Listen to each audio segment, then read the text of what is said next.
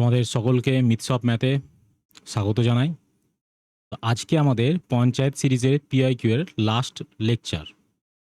2018 সালে যে কোশ্চেনগুলো হয়েছিল তার আজকে হচ্ছে শেষ ক্লাস। অর্থাৎ আমরা এর আগে 3টে করেছি, আজকে 4 নাম্বারটা করব, তাহলে 2018 সালে যতগুলো ছিল সব কমপ্লিট হবে। তো আজকে আমরা যেটা করব সেটা হচ্ছে পঞ্চায়েত সহায়কের সমাধানগুলো আমরা করব। তো এখানে অনেক কিছুই আমরা দেখতে পাবো যে প্রিভিয়াস শিফট থেকে আমাদের কপি পেস্ট হয়েছে কোশ্চেন, হয়তো দু একটা ডেটা চেঞ্জ হয়েছে, আর দু একটা খুব ভালো ভালো কোশ্চেন আছে। তো আমরা সেগুলো ধীরে ধীরে দেখব। তোমাদের আবারও বলি যে কোনো বেঙ্গলি ট্রান্সলেশন ছিল না, এটা আমার অ্যাড করা। তাহলে আমাদের বলা আছে যে বয় যদি 42 হয়, গার্ল তাহলে কত হবে। আগে আমরা ডিরেক্ট অর্ডারের নাম্বারগুলো লিখে নিই। তাহলে বি এর নাম্বার কত 2, আর ও এর নাম্বার কত 15, আর ওয়াই এর নাম্বার হচ্ছে 25। তাহলে 15, 25, 40 আর 2 42। তাহলে আমাদের এটা দেখতে পাচ্ছি ডিরেক্ট অর্ডারের নাম্বারগুলো আছে। তাহলে আমাদের সম্ভাব্য ডিরেক্ট অর্ডারে এটাও নাম্বার থাকবে, সম্ভাব্য মানে কি ওটাই হবে। তাহলে আমাদের কি আছে, তাহলে আমাদের দেখো প্রথমে আছে গার্ল মানে হচ্ছে G7, আই মানে হচ্ছে 9, আর মানে হচ্ছে 18, আর এল মানে হচ্ছে 12।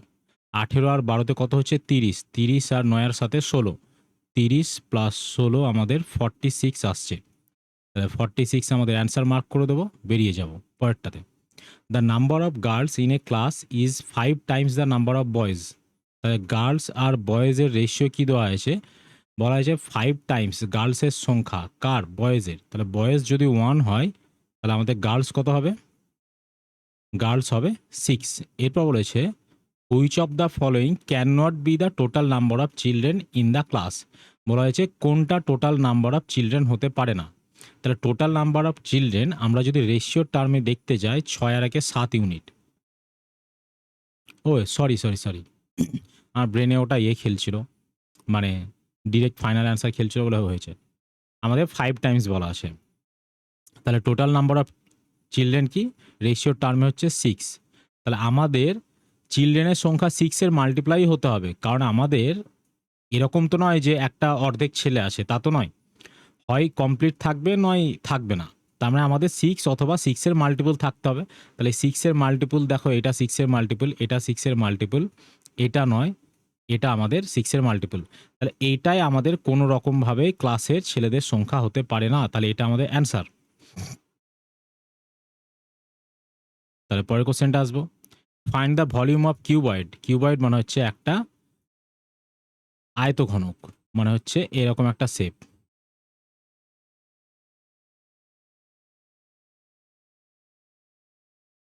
তাহলে এই একটা আমাদের আয়তঘনক আছে, দিয়ে জানতে চেয়েছে তার ভলিউম, যেখানে তার কি দেওয়া আছে, দৈর্ঘ্য দেওয়া আছে, প্রস্থ দেওয়া আছে, উচ্চতা দেওয়া আছে। আমাদের ভলিউম কি হয়, যে কোনো কিউবয়েড বা আয়তঘনকের ভলিউম দৈর্ঘ্য গণিত প্রস্থ গণিত উচ্চতা। তার মানে 16 ইন্টু 14 ইন্টু 7। এখানে অনেকগুলো ডেটা আছে, কোনটা অ্যান্সার পসিবল। তাহলে আমরা ইউনিট ডিজিট দিয়ে দেখব। তাহলে আমাদের ইউনিট ডিজিট কি আছে, 6 ইন্টু 4 ইন্টু 7, 4 7 28-এর 8 ইন্টু 6 যদি আমরা করি তাহলে 48-এর 8। তাহলে ইউনিট ডিজিট আমাদের 8 আসবে, বাকি ডিজিট আমাদের দেখে লাভ নাই। ইউনিট ডিজিট 8 নেই, ইউনিট ডিজিট 8 নেই, 8 নেই, 8 আছে। তাহলে আমাদের এটা অ্যান্সার। আমাদের পুরো গুণ করার দরকার নেই, আমরা সিম্পলি ইউনিট ডিজিট চেক করব। তো তোমাদের এত কিছু করার দরকার নেই, অভ্যাস করে নাও এইভাবে। 4 6 24, তাহলে 24-এর ওখানে 4 থাকলো, 4 দিয়ে আবার 7-এর গুণ, 4 7 28, ব্যাস হয়ে যাচ্ছে। বলা হয়েছে নাম্বার রিলেটেড কি ম্যাথামেটিক্সের সঙ্গে। তাহলে নোটস কার সঙ্গে রিলেটেড, তাহলে নোটস তো অবশ্যই কারেন্সির সঙ্গে। এটা কিছুই ছিল না, খুবই সহজ। In an election candidate who score 84% of the votes is elected by majority 476। একটা ক্যান্ডিডেট 84% ভোট পেয়েছে, দিয়ে বলা হয়েছে elected by a majority of 476, মানে 476 ভোটেও জিতেছে। টোটাল নাম্বার অফ ভোট, তাহলে একজন পেয়েছে 84, তাহলে আর একজন কত পাবে, 16% ভোট পাবে। তাহলে জিতেছে কততে, তাহলে আমাদের দেখো 14 থেকে 6 বাদ দিলে 8 থাকলো, 8 থেকে 2 বাদ দিলে আমাদের কত আসছে 6, 68% ভোটে জিতেছে। তো সেটাই বলা হচ্ছে 476। তাহলে আমাদের এটা 7 দিয়ে কাটাকাটি যাচ্ছে, 7 8 56, 6 7 42, তাহলে আমাদের আরামসে চলে আসছে। তাহলে 7 দিয়ে, তাহলে 1% সমান আসছে আমাদের 7। আমাদের জানতে চেয়েছে total number of votes, total number of votes 100%, তাহলে আমাদের কত আসবে 700। আমাদের জানতে চাইতে পারতো যে লুজিং ক্যান্ডিডেট কত পার্সেন্ট ভোট পেয়েছে, তো সে পেয়েছে 16%, তাহলে 1% সমান 7 হলে 16% সমান কত, তাহলে 7 ইন্টু 16 এই হতো। যদি ওটা আমাদের জানতে চায়নি। A student has obtain 33% of the total marks to pass. বলা হয়েছে একটা ছাত্রকে 33% নাম্বার পেতে হবে কিসের জন্য, পাস করার জন্য, মানে মিনিমাম মার্কস হচ্ছে পাস মার্ক। বলা হয়েছে he got 1 to 5 marks and failed by 40 marks. 125 number পাওয়ার পরেও ও 40 নাম্বারের জন্য ফেল করে গেছে, তাহলে পাস মার্ক কত? পাস মার্ক আমাদের হচ্ছে 125 প্লাস 40, অর্থাৎ 165 নাম্বার হচ্ছে পাস মার্ক। দেওয়া হচ্ছে ম্যাক্সিমাম মার্কস, এখানে টোটাল মার্কস জানতে চেয়েছে। তাহলে আমাদের পাস মার্ক হচ্ছে পার্সেন্টেজের টার্মে 33%, সেটা বলা হয়েছে, এটা পার্সেন্টেজ নেই সরি, 165। তাহলে 11 দিয়ে কাটো, 3 11 দিয়ে কাটো, 11কে 11, 5 11 55, 3 দিয়ে কাটো, তাহলে আসছে 5। তাহলে 1% সমান আসছে আমাদের 5। জানতে চেয়েছে ম্যাক্সিমাম মার্ক, তাহলে টোটাল মার্কস তো অলওয়েজ 100% হয়, তাহলে টোটাল মার্কস কত আসবে 500। পরে কোশ্চেনটা দেখব। How many Times from 12 noon to 2 PM the hour hand and minute hand of a wall clock will cross each other? তো এই কোশ্চেনটা করার আগে আমি তোমাদের এই একটা জায়গা বলে দিই। এই যে কনসেপ্টটা দেখতে পাচ্ছ, এটা WBCS মেনে অ্যাজ ইট ইজ ডিটো এসেছিল আগের বার কি তার আগের বার, ঠিক আছে? তো তোমরা এটা শিওর থাকো, কারণ আমাদের পিএসসির পরীক্ষাগুলোতে WBCS মেনের কোশ্চেনগুলোই ফলো করতে চাই। তো আমাদের বলা হয়েছে, থিওরিটা দেখে নিই। যদি ঘড়ির কাঁটা, ইংলিশ ভার্সন থেকে পড়াচ্ছি, ঠিক আছে? If both the hands of a clock start moving together from the same position. বলা হয়েছে ঘড়ির দুটো কাঁটা moving together from the same position যদি একই স্থান থেকে যাত্রা শুরু করে, then both hands will coincide after 65 and 5/11 minute. বলা হচ্ছে ধরো এইখানে ঘড়ির কাঁটা আসে, এই ধরো তোমার ঘন্টার কাঁটা, এখানেই ধরো তোমার মিনিটের কাঁটাও আসে। এখান থেকে যদি যাত্রা শুরু করে, তাহলে এইখানে তো কখনোই মিলবে না, কারণ এখানে যখন ঘন্টার কাঁটা আসবে তখনও মিনিটের কাঁটা এখানেই থাকবে, কারণ মিনিটের কাঁটাটা আরেকটু ঘন্টার কাঁটা ওইদিকে সরবে, মিনিটের কাঁটা ওইদিকে সরবে। তো এটাই বলা হচ্ছে যে 65 + 5 = 11 মিনিট পর দুটো কাঁটা যাত্রা শুরু করার পর আবার গিয়ে মিলিত হয়। এবার আমাদের এটা অনেক সময় কোশ্চেন জানতে চায় যে 12 ঘন্টায় কতবার মিলিত হয় এরকমভাবে, বা কতবার ওভারটেক করে, সেটা 11 বার করে, ঠিক আছে? তো এটা হচ্ছে আমাদের কোশ্চেন, খুব সহজ একটা কোশ্চেন। এই ডিরেক্ট WCS মেনে যে কোশ্চেনটা এসেছিল তোমাদের, ডিরেক্ট এটাই জানতে চেয়েছিল যে দুটি কাঁটা একই স্থান থেকে যাত্রা শুরু করার পর আবার কখন গিয়ে মিলিত হবে, কত মিনিট পর। তো সিম্পলি 65 + 5 = 11 মিনিট পর। কিন্তু এখানে কোশ্চেনটা আরেকটু সুন্দর কোশ্চেন আছে। বলা আছে 12 noon to 2 PM, মানে আমাদের এই যদি ঘড়ি হয়, তাহলে এই আমাদের 12 আছে 1, তারপর 2, তাহলে এই টাইম আর এই টাইমের মধ্যে থেকে বলা হচ্ছে minute, hour and minute hands of a wall clock will cross each other. বলা হয়েছে কতবার এক একজনকে ক্রস করবে, এটা আমাদের জানতে চেয়েছে, একে অপরকে ক্রস করবে। দেখো এইটার কোশ্চেনের অনেক রকম বিতর্ক আছে, ঠিক আছে? তো আমরা সেই বিতর্কে যাব না, কোশ্চেনটাতে আমি বিতর্ক কি আছে আমি সেটাও বলে দিচ্ছি তোমাদেরকে। বিতর্কটা হচ্ছে আমাদের যে কখন কখন ক্রস করবে। দেখো একবার হচ্ছে তোমার যখন এইখানে দুটো কাঁটা যখন আসবে, বৃষ্টি শুরু হলো, যাই হোক, তো আমাদের ওসবের ডাইভার্ট হলে হবে না। আমাদের এইখানে দুটো কাঁটা আছে, এইখানেই। তো বলা হচ্ছে এই সময় একবার তো ক্রস হবে, আমাদের কোথাও জানতে চায়নি যে এসে ক্রস করবে, আমাদের বলেছে জাস্ট ক্রস ইচ আদার। তাহলে প্রথম একটা ক্রস হবে কি 12টার সময় একটা ক্রস হবে, তারপরে আর একটা ক্রস কোথায় হবে, এই যে 65 আমরা কি দেখলাম 65 মিনিটই অ্যাপ্রক্স ধরে রাখো, তাহলে অ্যাপ্রক্স 65 মিনিট, তার মানে আবার 1টা 5 নাগাদ একবার ক্রস হবে। তারপর তো আর যেটা ক্রস হবে 1টা 5-এর পরে যদি আবার 65 বলো, তার মানে 2টো 10। তো 2টো 10-এ তো কাঁটা তো আমাদের মানে ঘন্টার কাঁটা তো 2-এর লাইন ক্রস করে গেছে। 2-এর লাইন যদি ক্রস করে যায় তাহলে সেটা 12টা থেকে 2টোর মধ্যে থাকলো না, তাহলে সেটা 2টো থেকে 3টের মধ্যে চলে যাচ্ছে। তাহলে আমাদের মাত্র 2বার হবে ঘটনাটা, যে ক্রস ইচ আদার কত, মাত্র 2বার, ঠিক আছে? পরের কোশ্চেনটা, after deduction A commission of 5% A TV set cost 9595। আগে যদি বলো 5% ডিসকাউন্ট যদি দেওয়া হয় তাহলে আমাদের 95% কি আসবে, সেলিং প্রাইস আসবে। তো সেটা আমাদের বলা হয়েছে 9595। তাহলে যদি এটা কাটাকাটি দাও তাহলে 95কে 95 একটা জিরো নামলো, আবার 95কে 95, তাহলে 1% সমান আসছে আমাদের 101। আমাদের জানতে চেয়েছে মার্ক প্রাইস কত। তাহলে মার্ক প্রাইস কত, মার্ক প্রাইস তো আমাদের 100%, তাহলে 100% সমান কত হবে 10100। তাহলে আমাদের কোন অপশন, অপশন সি আমাদের answer. A fruit seller sells 40% of his total apple and still has 420 apple. 40% বিক্রি করে দেয়, তারপরে ওর কাছে 420খানা পড়ে আসে আপেল। বলা হয়েছে originally he had how many apples, originally তার কাছে কতগুলো ছিল। তো যদিও 40% সেল করে দেয় তাহলে ওর কাছে পড়ে থাকবে কত, 60%। তো সেই 60% মানে কত বলা হয়েছে কোশ্চেনে, 420। তাহলে আমাদের 1% সমান কত আসছে, 7 আসছে। আমাদের বলা হয়েছে যে ওর কাছে কতগুলো অরিজিনাল অ্যাপেল ছিল। তাহলে অরিজিনালি ওর কাছে 100% অ্যাপেল ছিল, মানে অরিজিনালি ওর কাছে 700খানা আপেল ছিল। A person spends 2/3 of his, এ দেখো এই কোনটা সেম রিপিট আছে, এই কোশ্চেনটা সেম রিপিট আছে। ঠিক আছে, আমাদের হয়তো এখানে অন্য কিছু ছিল যতদূর মনে হয়, কিন্তু সেম আছে। A person spend, a person spend 2/3 of his income and is able to save 1200 per month. বলা আছে 2/3 খরচা করে দেয়, কার, ওর ইনকামের। আমি এখানে ভগ্নাংশ এড়ানোর জন্য ইনকামটাকে ধরে নিলাম 3, তাহলে ওর এক্সপেন্ডিচার বা খরচা কী হবে, 2/3 কার, ইনকামের।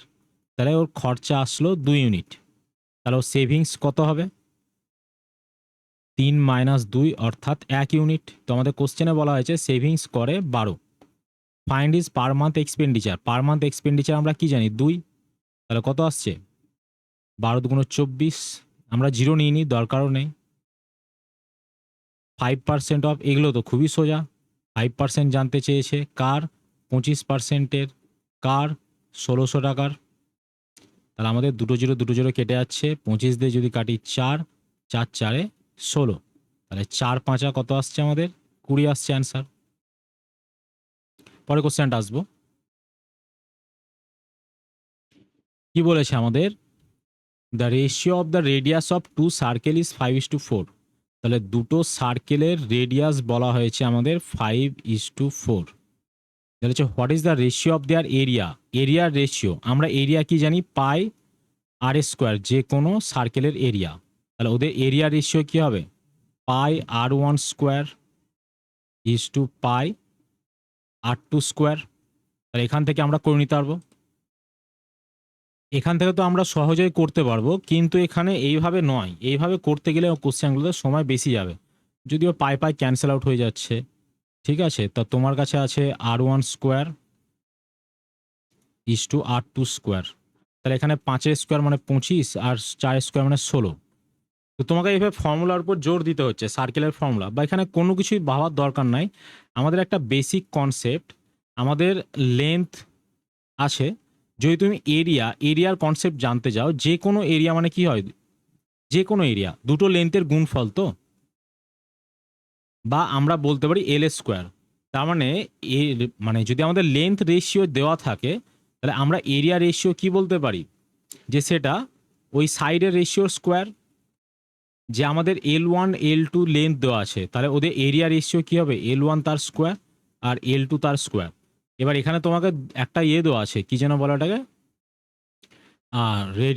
Radius of 2 circle. এখানে তোমাকে বলতে পারতো যে রেডিয়াস অফ 2 স্ফেয়ার বা রেডিয়াস অফ 2 স্কোয়ার, এরকম অনেক কিছুই বলতে হতো। তো প্রত্যেকবার কি আমরা ফর্মুলা মুখস্থ করতে যাবো, মানে এখানে অ্যাপ্লাই করতে যাবো, মুখস্থ তো আমাদের করতে হবে, পরিমিতিতে লাগবে। কিন্তু আমাদের এইটা হচ্ছে বেসিক কনসেপ্ট, যে আমাদের লেন্থ রেশিও জানা আছে, এরিয়া রেশিও কি হয়, লেন্থের স্কোয়ার। তাহলে আমাদের লেন্থ রেশিও দেওয়া আছে 5:4, তাহলে এরিয়া রেশিও কত হবে, 5-এর স্কোয়ার 25, 4-এর স্কোয়ার 16। তোমার যদি এই বেসিক কনসেপ্টটা যদি বোঝা থাকে তাহলে এইসবের কোনো প্রয়োজন পড়বে না, তুমি জাস্ট এইখানে এক লাইনে অ্যান্সার মার্ক করে দিয়ে বেরিয়ে যাবে, মানে মুখে মুখে 5 স্কোয়ার মানে 25, 4 স্কোয়ার মানে 16 মার্ক করলে বেরিয়ে গেলে। A number is divisible by 7, একটা সংখ্যা 7 দিয়ে ভাগ যায়, which when divided by 4, 9 or 12 leaves a remainder of 3। তো বলা হচ্ছে একটি সংখ্যা 7 দিয়ে ভাগ যায় এবং শর্ত কি, এটা একটা শর্ত, আর একটা শর্ত দেওয়া আছে যদি এটাকে 4, 9 এবং 12 দিয়ে ভাগ করি প্রতি ক্ষেত্রে 3 ভাগশেষ থাকবে। তাহলে নাম্বারটি কি? এই অঙ্কটার অ্যাকচুয়াল কনসেপ্ট হচ্ছে কে ইন্টু এলসিএম প্লাস রিমাইন্ডার। এটা হচ্ছে অ্যাকচুয়াল কনসেপ্ট এলসিএম এইচসিএফ এ যদি আমরা এই অঙ্কটা দেখে থাকি, অবশ্যই দেখে থাকবো। কিন্তু আমরা এলসিএম এইচসিএফ এর 90% অঙ্ক আমাদের ট্র্যাডিশনাল প্রসেসে করার দরকার নেই। যদি তোমার ডেসক্রিপটিভ বলে করলে ওকে, কিন্তু তুমি এই কম্পিটিটিভ পরীক্ষায় এমসিকিউ ফরম্যাটে কোনো দরকার নেই। প্রথমে দেখো আগে 7 দিয়ে ডিভিজিবল বলা আছে, তাহলে আগে দেখে নিই 7 দিয়ে কে কে ভাগ যায় কে কে ভাগ যায় না। মানে আমরা কি করছি, আমরা অপশন এলিমিনেট করছি। এটা 7 দিয়ে ভাগ যায়, এটা 7 দিয়ে ভাগ যায়, এটা 7 দিয়ে ভাগ যায়, এটা 7 দিয়ে ভাগ যায়। তো মনে হতে পারে যে সবাই তো 7 দিয়ে ভাগ যাচ্ছে, কি করে বার করব? খুবই সহজ। এরপর দেখো কি বলা হয়েছে, রিমাইন্ডার 3। তাহলে প্রতি ক্ষেত্রে 3 বাদ দাও, এর থেকেও 3 বাদ দাও 95, এর থেকেও 3 বাদ দাও 144, এর থেকেও 3 বাদ দাও 207। এবার 74, 95, 144, 207 এরা কি হওয়া উচিত? রিমাইন্ডারটা বাদ দিয়ে দিলাম, তাহলে 4, 9 আর 12 দিয়ে পুরোপুরি ভাগ যাওয়া উচিত। আমরা প্রথমে 12টা চোখে আসছে, প্রথমে 12তে হিট করা মানে আমরা দেখতে পাচ্ছি 144 মানে 12 স্কোয়ার, এটা তো 12 দিয়ে ভাগ যায়, আর কেউই 12 দিয়ে ভাগ যায় না। তবুও যদি আমরা দেখতে না পাই তাহলে আরেকটু অ্যাপ্রোচ নেব। 4 দিয়ে ভাগ যাওয়ার নিয়ম কি, লাস্টের দুটো ডিজিট 4 দিয়ে ভাগ যেতে হবে। তাহলে এখানে কি 4 দিয়ে ভাগ যাচ্ছে? যাচ্ছে না। এটা 4 দিয়ে ভাগ যায়, যায় না। এটা 4 দিয়ে ভাগ যায়, যায় না। তাহলে আমরা অ্যান্সার আরামসে পেয়ে যাচ্ছি যে 144 অর্থাৎ 147 হচ্ছে আমাদের অ্যান্সার। বুঝতে পেরেছি? তো এলসিএম এইচসিএফ এর অঙ্কগুলো আমরা সর্বদা ডিভিসিবিলিটি রুল দিয়ে করার চেষ্টা করব। খুব সহজে হবে, আমাদের কোনো কিছু করার দরকার হবে না। 90% অঙ্ক ডিভিসিবিলিটি রুলস দিয়ে হয়ে যায়। What is the area of A semi circle of radius 7? Semi circle মানে কি, একটা অর্ধবৃত্ত, মানে হচ্ছে তোমার এই একটা অর্ধবৃত্ত আছে যেখানে রেডিয়াসটা দেওয়া আছে তোমার কাছে 7 দিয়ে বলা হয়েছে এর এরিয়া। তো আমরা কি দেখলাম একটু আগে রিভিশনে দেখলাম যে বৃত্তর ক্ষেত্রফল কি হয়, পাই আর স্কোয়ার। এটা কি, এটা একটা কমপ্লিট সার্কেলের, তাহলে এখানে সেমি সার্কেল অর্ধবৃত্ত বলা হয়েছে, তাহলে এর ক্ষেত্রে এরিয়া কি হবে, অর্ধেক হয়ে যাবে, কারণ তুমি এটাকে কাটছো যেহেতু। আরে একটা লাইন টানতে পারি না, হ্যাঁ এই, ঠিক আছে। তাহলে আমাদের এখানে 1/2 ইন্টু 22/7 ইন্টু 7 ইন্টু 7, 7 দিয়ে 7 কেটে যাচ্ছে, 2 দিয়ে কাটলে 11, তাহলে কত আসছে 7, 11, 77 আসছে আমাদের এরিয়া। পরে কোশ্চেনে দেখো, out of 3 number the first is twice the second and second is thrice the third. তো ঠিক আছে, আমাদের 3টি সংখ্যা দেওয়া আছে এ, বি আর সি। বলা হয়েছে ফার্স্ট নাম্বারটা বলা হয়েছে টুয়াইস দ্য সেকেন্ড, তাহলে সেকেন্ড নাম্বার যদি 1 হয় ফার্স্ট নাম্বার কত হবে 2। আর কি বলেছে, second is thrice the third, মানে সেকেন্ড নাম্বারটা হচ্ছে 3 গুণ কার, থার্ড নাম্বারের। তাহলে এখান থেকে আমাদের 3টি সংখ্যার রেশিও নিতে হবে। তাহলে এখানে কি আছে, 1 আছে, এখানে 3 দিয়ে গুণ করে দাও, কারণ আমাদের বি এর ভ্যালু সমান করতে হবে। তাহলে 3 দুগুণ 6, 3 আর এখানে 1। তাহলে এটা আসছে 3টি সংখ্যার অনুপাত, মিলিত অনুপাত। তাহলে 3টি সংখ্যার টোটাল কত হবে, 6 আর 3 9 আর 1 10, 10 ইউনিট সমান আমাদের কি বলা হয়েছে, যে 3টি সংখ্যার অ্যাভারেজ, 3টি সংখ্যার অ্যাভারেজ গড় দেওয়া আছে 10। তাহলে টোটাল কত হবে, গড়কে যতগুলো সংখ্যা তত দিয়ে গুণ, তাহলে 1 ইউনিট সমান আমরা পাচ্ছি 3। জানতে চেয়েছে লার্জেস্ট নাম্বার, লার্জেস্ট নাম্বার তো 6, তাহলে 6 ইউনিট সমান কত আসছে আমাদের 18 আসছে। বুঝতে পেরেছি আমরা? তাহলে এবার আমরা পরেরটাতে আসবো। এই দেখো এই অঙ্কটা আবার রিপিট এসেছে, এই অঙ্ক আগেও দেখেছি আমরা, ইভেন একটা রিলসও আছে এই অঙ্কটার। তো দেখে নেবে, তোমরা আগের ভিডিওটা দেখতে চাইলে দেখতে পারো, কিংবা এটা রিলসে করা আছে, সেখানে এটা 5000 ছিল। তো যেরকম খুশি থাকুক, আমাদের কিছু যায় আসে না। বলা হয়েছে it cost ₹1 to photocopy a sheet of paper. বলা হয়েছে 1 টাকা নেওয়া হচ্ছে পার কপি জেরক্স করতে। বলা হয়েছে however 2% discount is allowed, 2% discount allow করছে, কখন? ডান আফটার ফার্স্ট 1000 সিট, মানে প্রথম 1000 কপি তুমি প্রিন্ট করবে, তারপরে তোমাকে 2% দেওয়া হবে। তার মানে তুমি যত কপি করো, 4000 কেন, 40,000 করো, তাহলে প্রথম 1000 কপিতে তোমার কাছে দোকানদার 1000 টাকায় নেবে। এরপরে বাকিগুলোতে 2% ডিসকাউন্ট দেবে। এখানে যদি 1000 কপি প্রিন্ট করে ফেলো, পড়ে থাকলো কত, আর 3000 কপি। তো এর উপর 2% ডিসকাউন্ট দিলে আগে কত টাকা ছাড় হয় দেখে নাও। তাহলে আমাদের কত আসছে, 60 টাকা ছাড় দেওয়া হচ্ছে। ছিল কত, 3000। 3000 থেকে 60 টাকা বিয়োগ দিয়ে দাও, তাহলে কত লাগছে, 2940 টাকা তোমার কাছে নেবে 3000 কপিতে। তাই বলা হয়েছে টোটাল কত টাকা লাগবে। টোটাল তাহলে 1000 টাকা আগে লাগছে, আর পরের গুলোতে 2940 টাকা লাগছে। তার মানে 3940 টাকা আমার টোটাল জেরক্সে লাগবে টাকা। Some boys have been arrange in a row in increasing order. বলা আছে কিছু ছেলেপেলেকে একটা রোতে সাজানো হচ্ছে ইনক্রিজিং অর্ডার। ইনক্রিজিং অর্ডার মানে কি, ছোট থেকে বড় হিসাবে সাজানো হচ্ছে। ব্রতিন, আমি ব্রিটেন পড়ছিলাম প্রথমে। ব্রতিন, ব্রতিন টলার দেন অরবিন্দ্র। ব্রতিন বলা হচ্ছে অরবিন্দ্র থেকে টলার, তাহলে ব্রতিন বলা হচ্ছে অরবিন্দ থেকে ট্রলার। মানে ইনক্রিজিং অর্ডার মানে কি, এই দিকে যত যাবে তত বাড়বে, তাহলে এই দিকে হচ্ছে আগে অরবিন্দ্র আসছে। Is in 7th position from one end, তাহলে ব্রতিন বলা হয়েছে যে একটা এন্ড থেকে 7th পজিশন আছে। তো আমি ধরলাম যে এই লেফট সাইডের, রাইট সাইডের এন্ড থেকে ব্রতিনের পজিশন কত, 7th। তারপর কি বলা হয়েছে, while Arvindra is 10th position from the other end. Arvindra বলা হচ্ছে 10 পজিশন অন্য দিক থেকে আছে 10th পজিশনে।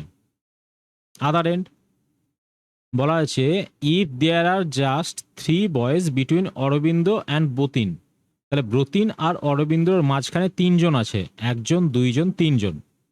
টোটাল নাম্বার অফ বয়েজ, তাহলে টোটাল কতজন ছেলে আছে নাম রোতে জানতে চেয়েছে। তাহলে ব্রতিন, দেখো অরবিন্দ্র কি আছে, 10 পজিশনে আছে, তাহলে 10। তারপরে মাঝখানে কতজন আছে, 3 জন আছে, 3।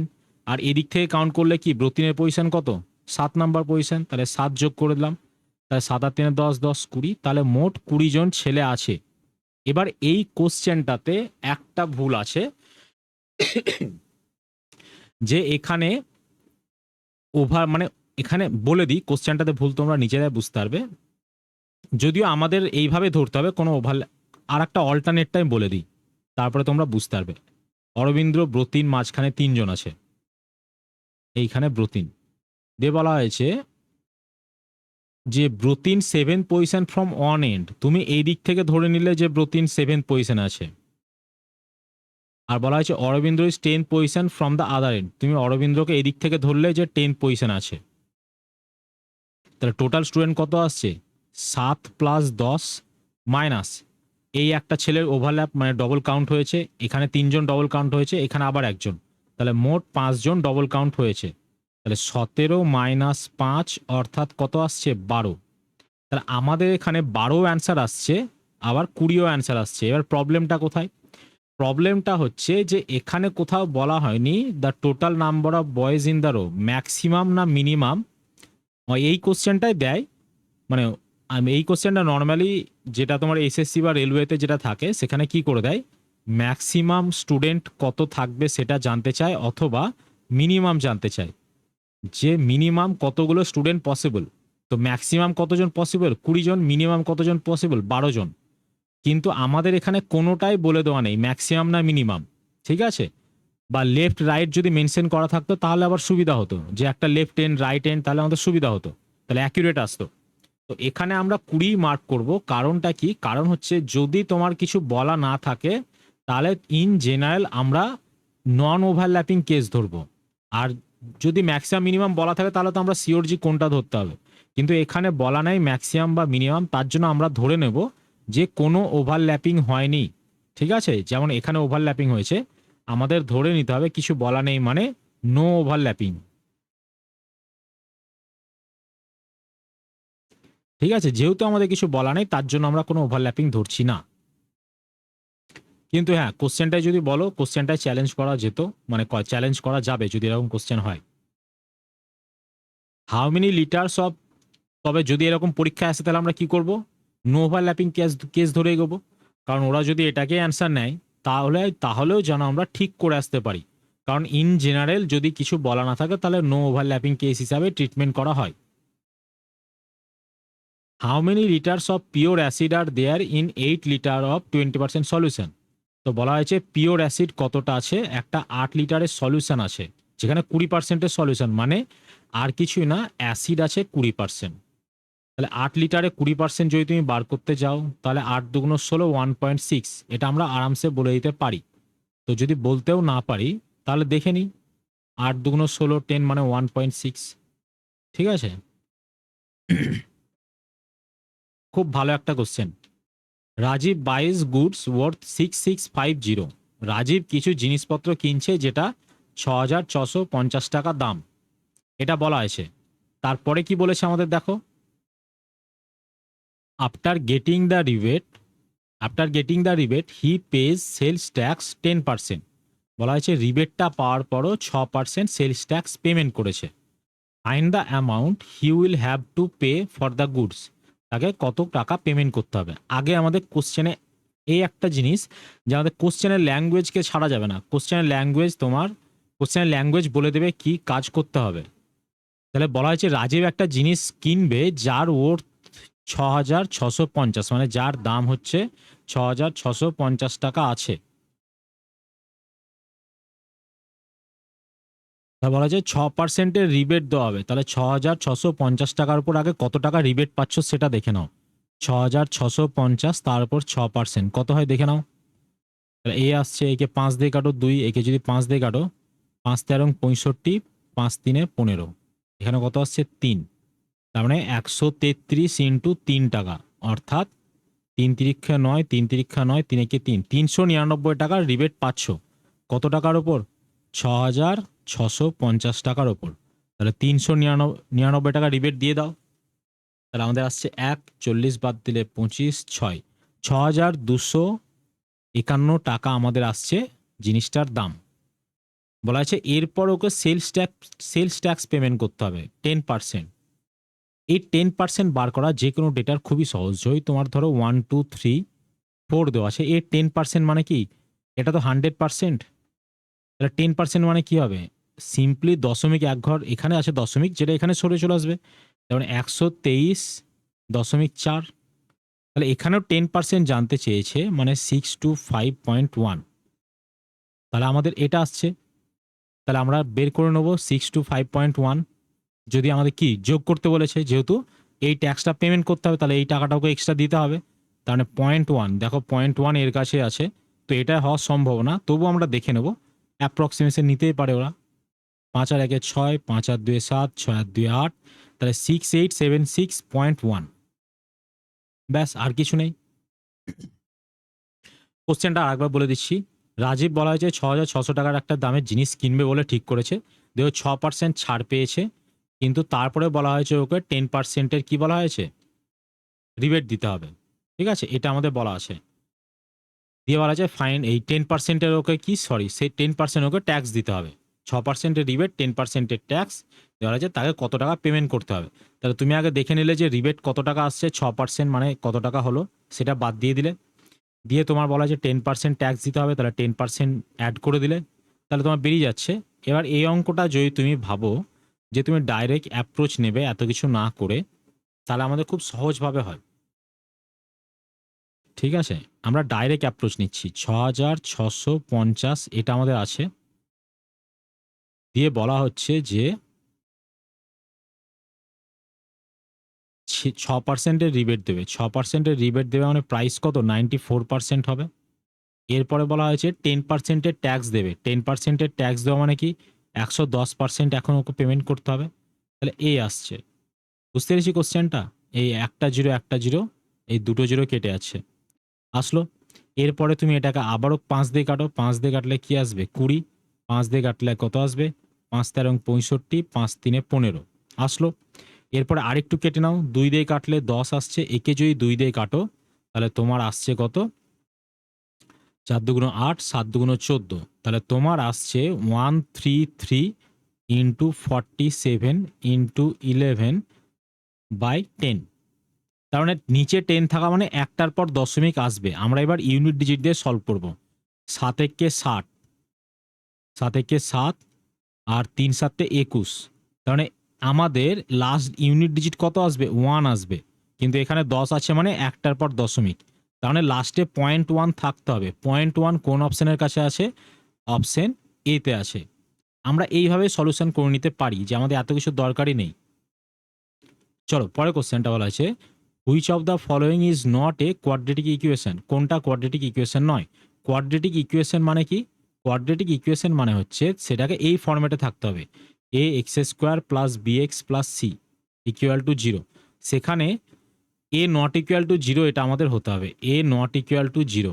সেখানে বি সি 0 হতেও পারে, নাও হতে পারে, তাদের ব্যাপার। এ নট ইকুয়াল টু 0 কেন হতে হবে? কারণ কোয়াড্রেটিক ইকুয়েশনের রুলস হচ্ছে তোমার এক্স এর পাওয়ারটা 2 থাকতেই হবে। তো এ যদি 0 হয়ে যায় তাহলে তো তোমার এক্স এর পাওয়ার 2 এর এই টার্মটাই তো এলিমিনেট হয়ে যাচ্ছে, পুরো এই টার্মটাই তো এলিমিনেট হয়ে যাচ্ছে। তো ওই জন্য এ 0 যেন না হয়। এবার আমাদের দেখতে হবে যে এক্স এর পাওয়ার 2 এই অপশনগুলোর মধ্যে কার কাছে নাই। যার কাছে নাই সেই কোয়াড্রেটিক ইকুয়েশন নয়, কারণ যেহেতু নট বলেছে। তাহলে এখানে এক্স এর পাওয়ার 2 আছে, এই কোয়াড্রেটিক ইকুয়েশন। এখানে এক্স এর পাওয়ার 2 আছে, এটাও কোয়াড্রেটিক ইকুয়েশন। এই দুটোর মধ্যে আমাদের ডাউট আসছে। তো এখানে দেখো এক্স এর পাওয়ার 3 আছে, এটা কোয়াড্রেটিক ইকুয়েশন নয়, এটা আমরা কনফার্ম। তাহলে এটাও কি তাই? তো দেখে নিয়ে একবার, এটাও কি কোয়াড্রেটিক ইকুয়েশন নয়? তো এটা তো নয়, আমরা বুঝেই গেছি, কারণ 3 থাকা মানে সেটা কোয়াড্রেটিক ইকুয়েশন নয়। তাহলে এটা একবার দেখে নিই, যদি আমরা অ্যান্সার বেরিয়ে গেছে তাও এটাকে একবার দেখে নিই। X plus 1/x equal to 1 আসে। এখানে ভগ্নাংশের যোগ করো এক্স, তাহলে x square plus 1 equal to 1। তাহলে x square plus 1 equal to x. তুমি এক্স স্কোয়ার টার্ম পেয়ে গেছো, আর ভাবারই দরকার নাই, তার মানে এটাও কোয়াড্রেটিক ইকুয়েশন। পরের কোশ্চেনটা, এগুলো সহজ কোশ্চেন। এখানে আমাদের কি মাথায় রাখতে হবে? বদমাস রুলটা মনে রাখতে হবে। D for division, M for multiplication, A for addition, S for subtraction. তো বলা হয়েছে 16, 3, 8, 2, 4 দেওয়া আছে। তো আমাদের কি কি জানতে চেয়েছে? Plus stands for division, stands for multiplication. আমাদের প্রথমে ক্রস দিয়ে শুরু হয়েছে, তো আমরা ক্রসে চলে আসি। ক্রস মানে হচ্ছে প্লাস, তারপরে প্লাস মানে বলা হয়েছে সাবট্রাকশন। দেখো প্লাস প্লাস মানে বলা হয়েছে সাবট্রাকশন। মাইনাস ফর ডিভিশন, তো দেখো এখানে মাইনাস আছে, তার মানে এটা কী হবে? ডিভিশন। তারপরে আমাদের এবার ডিভাইড স্ট্যান্ডস ফর মাল্টিপ্লিকেশন। তো আমাদের কি জানি, আগে ডিভিশনের কাজ করতে হবে। তাহলে 8কে 2 দিয়ে ভাগ করলে কত হয়? 4। 4 ইন্টু 4 কত হবে? 16। আর এদিকে যা ছিল তাই লিখে নাও। দেখো -16 +16 ক্যান্সেল আউট হয়ে যাচ্ছে, পড়ে থাকছে 3। তাহলে আমাদের 3 answer. Find the missing term from the series. তাহলে আমাদের এখানে সিরিজের মিসিং টার্ম দেখতে বলেছে। সিরিজটা কি আছে? 7, 15, 32, তারপর গ্যাপ আছে 138। দেখো প্রথমবার কি হচ্ছে? 7 ইন্টু 2 + 1 হচ্ছে। তো দেখি পরের বার কি হচ্ছে? 15 ইন্টু 2 করলে আমাদের কত আসছে? 30। আছে কত? 32। তো এখানে 1 যোগ হচ্ছে, এখানে 2 যোগ হচ্ছে। আমরা একবার ট্রাই মেরে দেখি যে 32 ইন্টু 2 প্লাস 3 করলে কি আসছে? 3, 2 দুগুণ 4 আর 3 দুগুণ 6, 64 প্লাস 3 67। তো আমাদের 67 অপশানে আছে, তবুও আমরা ভেরিফাই করে নিতে পারি আর একবার। তাহলে আবারও ইন্টু 2 প্লাস 4 হওয়া উচিত। তাহলে 7 দুগুণ 14 আর 4 কি 8, 8 ম্যাচ করছে, আমরা বুঝতে পারছি এটাই হবে অ্যান্সার। তাহলে 67 আমরা মার্ক করে দিয়ে বেরিয়ে যাব। পরের কোশ্চেনটা দেখো কি আছে। The triangle ABC right angle at B. তাহলে এ একটা আমাদের রাইট অ্যাঙ্গেল ট্রায়াঙ্গেল দেওয়া আছে, দিয়ে বলা হয়েছে এই বিটা হচ্ছে রাইট অ্যাঙ্গেল। তাহলে এ বি সি এর ট্রায়াঙ্গেল, যেখানে এ বিটাকে বলা হয়েছে 24 আর বিসিটাকে দেওয়া আছে 7। তাহলে আমাদের এসির লেন্থ জানতে চেয়েছে। তো এই কোশ্চেনটা যাদের ট্রিপলেট মুখস্থ করা আছে তারা খুব সহজেই পেরে যাবে যে ট্রিপলেট মানে কি। ট্রিপলেট মানে হচ্ছে সমকোণী ত্রিভুজের 3টি বাহুর অনুপাত। তো দেখো 7, 24 আর 25, এটা হচ্ছে একটা ট্রিপলেট, যেখানে ছোট বাহু দুটো হয় লম্ব আর ভূমি, আর বড় যেটা থাকে সেটা হয় অতিভুজ। যেমন 3, 4, 5, 3, 4, 5-এর একটা ট্রিপলেট থাকে, ঠিক আছে। তারপরে যেমন 5, 12, 13 ট্রিপলেট থাকে, ঠিক আছে। তারপরে ৮, ১৫, ১৭ ট্রিপলেট থাকে। যে লম্ব এবং ভূমি যদি ৮ আর ১৫ হয়, অতিভুজ কী হতে হবে? ৭ হতে হবে। তো আমাদের এখানে বলা হয়েছে লম্ব ভূমি ৭ এবং ২৪, অতিভুজ কত হবে? এটা আসবে ২৫। আর তোমার যদি ট্রিপলেট মুখস্থ না থাকে তাহলে সহজ হিসাব, যে আমরা কি জানি সমকোণী ত্রিভুজের ক্ষেত্রে এটা পারপেন্ডিকুলার, এইটা বেস, এটা হাইপোটেনিউস। তাহলে লম্ব স্কোয়ার প্লাস ভূমির স্কোয়ার ইকুয়াল টু অতিভুজের স্কোয়ার। তাহলে ৭-এর স্কোয়ার প্লাস ২৪-এর স্কোয়ার ইকুয়াল টু অতিভুজের স্কোয়ার। তাহলে এখানে ৪৯ আর এখানে ৫৭৬ যদি যোগ করো দুটো, ৬২৫। ৬২৫ কার স্কোয়ার? ২৫-এর স্কোয়ার। তার মানে আমাদের হাইট বলতে পারি ২৫। তো ক্যালকুলেশন করতেই পারো। কিন্তু আমাদের এই ট্রিপলেটগুলো কিছু বেসিক কমন ট্রিপলেট থাকে যেগুলো প্রত্যেকের মুখস্থ করা উচিত। ঠিক আছে? তো যদি আর ২-১টা কমন ট্রিপলেটের কথা বলতে চাও তাহলে আমি ২-১টা বলে দিই। যেমন ৯, ৪০, ৪১-এর একটা ট্রিপলেট থাকে। আর একটা কমন ট্রিপলেট হচ্ছে ১২, ৩৫ আর হচ্ছে আমাদের ৩৭ থাকে। আরও কিছু ট্রিপলেট আছে, তো তোমরা এই কটা বেসিক ট্রিপলেট আপাতত মুখস্থ করতে পারো যেগুলো আমাদের কাজে লাগবে। ঠিক আছে? যে ৩, ৪, ৫, ৭, ২৪, ২৫, ৫, ১২, ১৭, ৮, ১৫, ১৭, ৯, ৪০, ৪১, ১২, ৩৫, ৩৭। তাহলে আমাদের বেসিক এই কটা ট্রিপলেটেই পিএসসি পরীক্ষা মোটামুটি উতরে যাবে। আরও ২-১টা হয়তো লাগতে পারে, তো সেগুলো প্রিভিয়াস ইয়ার সলিউশন করলেই তোমরা বুঝতে পেরে যাবে যে কোনটা কোনটা মনে রাখতে হবে। মেনলি এই কটার উপরে বেশিরভাগ কোশ্চেন দেয়। ঠিক আছে? এই কটা ট্রিপলেট। এখন ট্রিপলেট লেখারও তো লেখানোই যায় যে ১১, ৬০, ৬১, ১৩, ৮৪, ৮৫, ২৮, ৪৫, ৫৩ বা তোমার ১৬, ৬৩, ৬৫। ঠিক আছে? তো মুখস্থ আসে আমার বলেই যে আমি লিখে দেবো তা তো নয়। পরে কোশ্চেনে আসবো। Ram was born 4 years after his father's marriage. তাহলে রামের জন্ম হয় ৪ বছর পর ওর বাবা মায়ের বিয়ের পর। শুধু বাবা বলেছে এই মানেই নয় যে শুধু বাবার বিয়ের পর। বাবা এবং মা দুজনের বিয়ে হওয়ার ৪ বছর পর জন্ম হয়েছে। ঠিক আছে? His mother is 6 years younger than his father. বলা হয়েছে ওর মা ৬ বছরের ছোট। কার থেকে? ওর বাবার থেকে। ঠিক আছে? But 25 years older than Ram. তার মানে বলা হয়েছে রামের বাবা, কি বলা হয়েছে? রামের বাবা রামের থেকে ২৫ বছরের বড়। Who is now 16 years old. Who is now 16 years old মানে কি? রামের কথা এখানে বলা হচ্ছে। যে রামের বর্তমান বয়স বলা হয়েছে ১৬ বছর। তাহলে রামের বাবার বয়স কত? ৫ আর ৬ ১১, ২ ১ ৩ আর ১ ৪। তাহলে রামের বাবার বয়স ৪১ বছর। এবার আমাদের কোশ্চেনে জানতে চেয়েছে যে at what age his father got married. বলা হয়েছে ওর বাবা কত বছর বয়সে বিয়ে করেছিল, এটা আমাদের কোশ্চেন। তাহলে দেখো ওর বাবার বিয়ের সময়কার এজ। তাহলে আগে ৪১ থেকে রামের বয়স বাদ দাও। রামের বয়স কত আছে? ১৬ বছর। রামের বয়স ১৬ বছর বাদ দিলে এখানে তাহলে কি পেলে? যে এখানে ওর বাবার বয়স পেলাম কোন সময়? রামের জন্মের সময়। কিন্তু আমার বলা হয়েছে বিয়ের সময়। তাহলে বিয়ে রাম কত বছর পর হয়েছিল বিয়ের ৪ বছর পর। তার মানে আরও ৪ বাদ যাবে। তার মানে আমাদের ৪১ থেকে বাদ যাবে কত? আমাদের ২০ বাদ যাচ্ছে। তাহলে আমাদের কত আসছে? আমাদের আসছে ২১ বছর বয়স আসছে। ২১ আমাদের অপশনে নেই। তাহলে আমরা আরেকবার দেখে নিই, কোশ্চেন আমাদের কিছু একটা ভুল হয়েছে। Ram was born 4 years after his father's marriage. ঠিক আছে? His mother is 6 year younger than his father but 25 older than Ram. Sorry, এখানে ওর মায়ের কথা বলা হয়েছে। ওর মা বলা হয়েছে 25 ওল্ডার দ্যান রাম। সরি, দেখেছো? কোশ্চেন ভালো করে না পড়লে এই হয়। তাহলে ওর মায়ের বয়স আসলো ৪১ বছর। ওর বাবার বয়স কত আসবে? তাহলে ৪১ প্লাস ওর মায়ের থেকে দেখো ৬ বছরের বড় ওর বাবা। তাহলে ওর বাবার বয়স আসলো ৪৭ বছর বয়স। তাহলে বলা হয়েছে ওর বাবার বিয়ের সময় বয়স কত ছিল। আমিও সেটাই ভাবি যে ওর মায়ের বয়সটা, মানে এই ইনফরমেশনটা কাজে লাগলো না সলিউশন করার সময়। তো ওখানে আমাদের পড়তে ভুল হয়েছিল। His mother is 6 years younger than his father but 25 year older than Ram. এখানে ওর মাই সাবজেক্ট আর এই দুটো তোমার ক্লজ আছে। ঠিক আছে? তো ইংলিশে ঢুকবো না এখন। তো আমাদের ৪৭ থেকে যদি ২০ বাদ দাও তাহলে আমাদের ২৭ বছর বয়স আসছে। তাহলে ওর মায়ের বয়স কত? ২৭ বছর বয়স। সরি, মা বলছি আবার। ওর বাবার বয়স ২৭ বছর বিয়ের সময়। A housewife save 2.50 in buying an item on sale. তো বলা হচ্ছে ৳2.৫ সেভ করে কার? সেলের ওপর, যে টাকাটা বাই করে মানে একটা আইটেম বাই করার সময়। তাহলে আমাদের ওই জিনিসটার মার্ক প্রাইস পরে আসবো। If she spend 25 for the item, সে বলা হচ্ছে ৳25 পেমেন্ট দিয়েছে। তার মানে ওর সিপি অ্যাকচুয়ালি বলা হচ্ছে 25, তাহলে মার্ক প্রাইস কত? বলা হয়েছে ৳2.৫ সেভ করেছে। তাহলে 2.50, তার মানে হচ্ছে 27.5 হচ্ছে মার্ক প্রাইস। ধরা হচ্ছে how much percent she saved in this transaction, সে কত অ্যাপ্রক্সিমেটলি জানতে চেয়েছে, মানে পয়েন্টের ওটা ভাবার দরকার নাই।